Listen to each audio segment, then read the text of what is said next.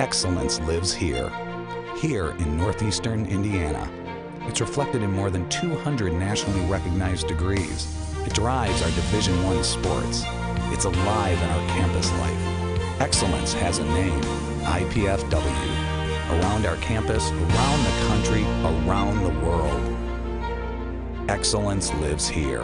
Indiana University, Purdue University, Fort Wayne. One university, two great names.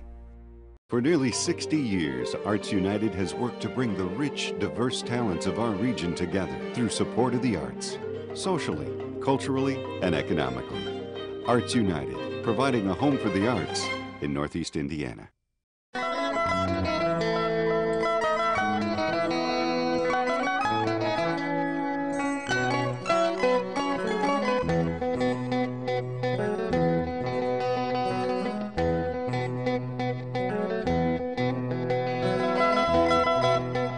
This is Arts Weekly. Arts Weekly is produced in cooperation with the College of Visual and Performing Arts at IPFW, offering degrees in fine arts, music, theater, and visual communication and design. Welcome to Arts Weekly. I'm Melinda Haines of the IPFW College of Visual and Performing Arts.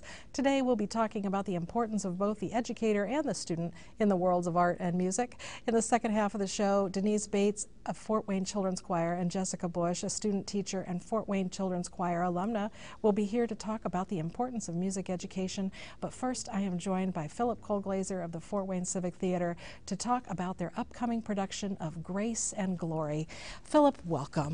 Thank you for having me. Well, you know, I want to talk about Grace and Glory here in a little bit, but first I want to talk a little bit about you. You have been on the show several times, but I'd like to know a little bit about your background. You know, what is your acting background, and you know, then we'll kind of eventually get to how you got here. Yeah, it's really kind of interesting. At least I think so.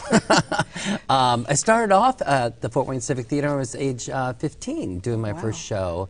And who would ever thought years later it'd come around to where I'd be the executive director. So now when I have kids in our productions, I look at them a little different, you know? You never know. You might be the executive director someday.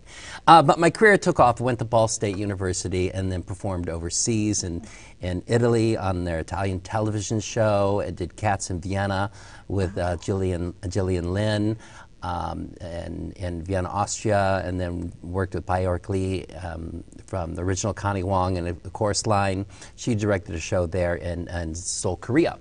And so my career had taken me all across the world and also back here. And so every once in a while I'd come back home. I kept on calling me back, and so then worked for the Civic Theater for a number of years and managed a theater for a year down in Indianapolis, the Edivine Repertory Theater, and that's when they hired me back as the ED Artistic Director. Wow, so you have just had this international professional career to bring all that experience to Fort Wayne. What is one of the things, or several of the things, that you have seen since you came back as executive director? You know, what has changed? Because you've been here a number of years now. Well, what has changed is the arts is just really thriving here in Fort Wayne, Northeast Indiana, and that thanks to Arts United and all the creative minds here and talent and the school systems that support the arts. And that's so critical to what we do at the Civic Theater, because our audience, our volunteer base is all volunteer actors and crew people behind the scenes. And so we're showcasing that talent, showcasing our community. And you try to get the word out to the schools as well, too. You have an art and education program. Correct. We have a free ticket program called the In the Wings program through schools and social service agencies that is underwritten by grants. Yeah, that is so important for kids to be exposed to the theater. Some schools have great theater programs and some aren't as fortunate, so it's nice to be able to work with all of them. It's a great offering, and we do post discussions as well, and if they want to have a workshop or anything, we try to coordinate that and be a tool for the teachers in what they're trying to achieve in the classroom. It's nice for kids to be able to have that opportunity. Now, let's talk about Grace and Glory. This is a wonderful show, and you've got a couple unique things that are going on with it this time. First of all, what is Grace and Glory about? Grace and Glory is about a cankerous old woman who is left the hospital. She took herself out and she's going home to die in her cottage. That she sells her property, 500 acres, and so and she ends up having a hospice worker, Gloria, and to come in to look after her.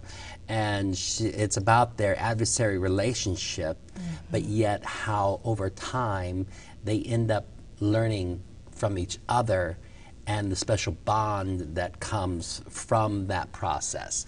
And it was written in 1990, so it's kind of interesting how hospice was then to where it is now. Right. And so even though it was 1990, it's still a little dated that way. But Estelle Getty played it on Broadway with Lucy Arnaz. Oh my goodness. And so it has a great sense of humor to it. Right. Even though the topic is about death and acceptance and the value of one's life. So there's a lot of great important messages that are done with touches and splashes of humor that just make it a delightful piece. That, I think one of the unique things about it is that the whole play is just two characters. Yes. Yeah, so tell me about those kind of challenges. The ladies we have are doing an incredible job. Joyce Laser Lloyd is playing the role of Gloria, and Linda Moore is playing Grace, and they're incredible actresses, and what they do and the dynamic between them and the energy that they feed off each other is just really, really nice. Are there many different set changes? Are there issues that they have to deal with, anything that's hard when you only have two actors like that? Costume changes, we are doing it. This is our premiere production at the Arts Lab. Arts Lab, yeah. At the Hour Center across the street from the Fort Wayne Civic Theater. So don't go to the Arts Center.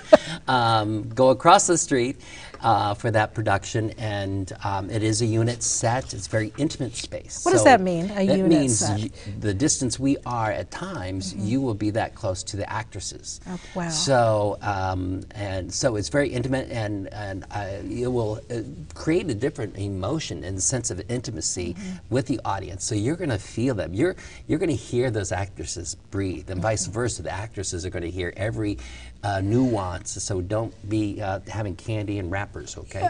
Okay. Now, did you know when you chose this that you were going to be in the new Arts Lab Theater? Was that, yes. you knew you were going to be in the smaller, more intimate space? Correct. So what we will produce there will be something that is smaller, intimate, smaller cast, so that it really lends itself to those production values in which you're able to produce there. But we have a nice set. Yeah. You're going to be surprised about the set and the size of the set, what we're able to do in that space. Because you really could be all around in that facility. Are you on three sides? Or? Well, you could do theater in the round there. You could do three-quarters thrust. You could do a regular proscenium kind of approach. But the first time in it for our space, I wanted to do something different. And so it's done different. I don't want to ruin the surprise. I see. Gotcha. So okay. come check it out, and you'll see.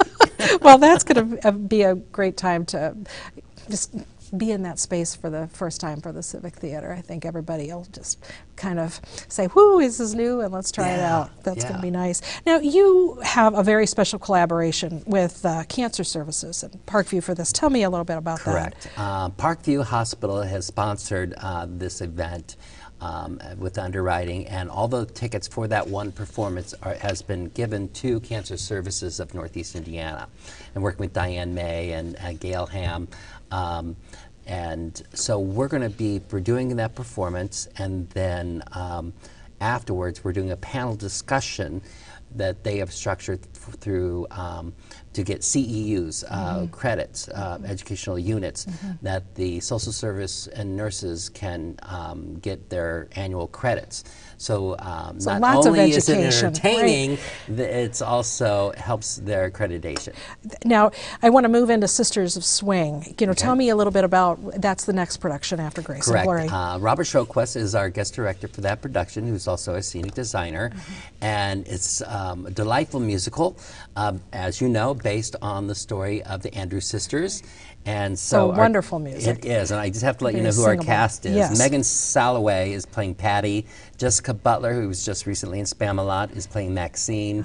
And Elise Lawson is playing Laverne. And Great. so it's truly a story about their lives and how they came together and how they broke apart and their personal stories as well. So it's not just the music of that they produced. It's the story behind. Right, and they're still one of the top-selling artists as well, and so it's an interesting and funny piece, fast-moving, but that will be done at the main stage at the Arts United Center.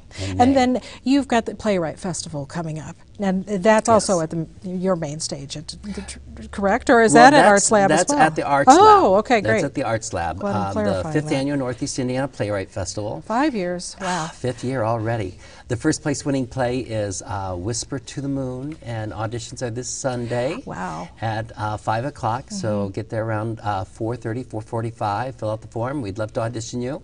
But we're also going to be producing the first and second, the second and third place play as readings for the festival. Great. So those playwrights will learn and get to hear their script, to hear those words that they put on the page come to life for the first time. And so they can take notes and learn from the process. Tom Hoffrichter is directing the second place play. Steve Sarator of IPFW is directing the third. And so, but the main thing is we're bringing in for the first time through a grant from the Knight Foundation a Pulitzer Prize winning playwright, Donald Margulies. Yeah, tell me about him. He's pretty well known. Dinner with Friends, that just recently was revived on Broadway. He teaches English and theater studies at Yale University and is just one of the top playwrights in the country. And he's going to be here for special receptions and also lead the post-discussion after the first place winning play. So what an honor to Chris Bosky, who won, and to have that opportunity. And we're pleased that we can be a tool to make this all happen. Oh, well, that's going to be wonderful. Now, remind me again, Grace and Glorie opens when, and how do people get tickets for that? Yes, it opens March 28th, and it runs through April 13th, and they can call 422-4226, and we'd love to see you there. Great. Well, it's going to be a wonderful performance. Thank you so much for being here, Philip. All right. Thank you for the opportunity. After this short break, we'll hear more about music education, so please take this minute to view our performance calendar of what's coming up in our area. We'll be right back with Denise Bates and Jessica Bush.